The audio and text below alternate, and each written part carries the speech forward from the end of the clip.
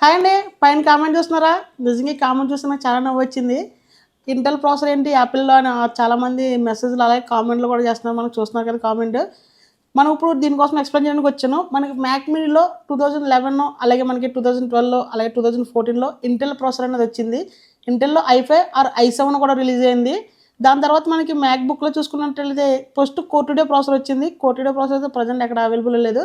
తర్వాత i5 processor వచ్చింది. మీరు ఇక్కడ చూసుకోవచ్చు. ఇక్కడ మీకోసం మనకి క్లియర్గా చూపిస్తున్నా. ఇక్కడ i5 ప్రాసెసర్ కనిపిస్తుంది కదా, ఇది i5 ప్రాసెసర్. దీని తర్వాత మనకి i7 ప్రాసెసర్ వచ్చింది. చూసుకోవచ్చు ఇక్కడ, ఇది వచ్చేసి i7 ప్రాసెసర్ అనమాట. ఇది i7 ప్రాసెసర్ కూడా వచ్చింది. అలాగే మనకి దీని తర్వాత మనకి 2020 ఇయర్లో మనకి i3 కూడా వచ్చింది. ఇక్కడ చూసుకోవచ్చు మీరు, i3 ప్రాసెసర్ అనమాట. ఇది 2020లో రిలీజ్ అయింది. అలాగే 2020లోనే మనకి i7 కూడా రిలీజ్ అయింది.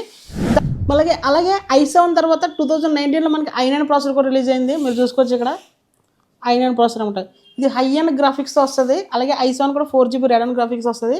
కొన్ని i9లో 8GB రెడన్ ప్రో గ్రాఫిక్స్ కూడా ఉన్నది. హై అండ్ గ్రాఫిక్స్ అనమాట. అది యాపిల్ అనేది ఇంటెల్ సిరీస్ తర్వాత M సిరీస్ తీసుకొచ్చారు. అదే M1 M2 M3 are M4.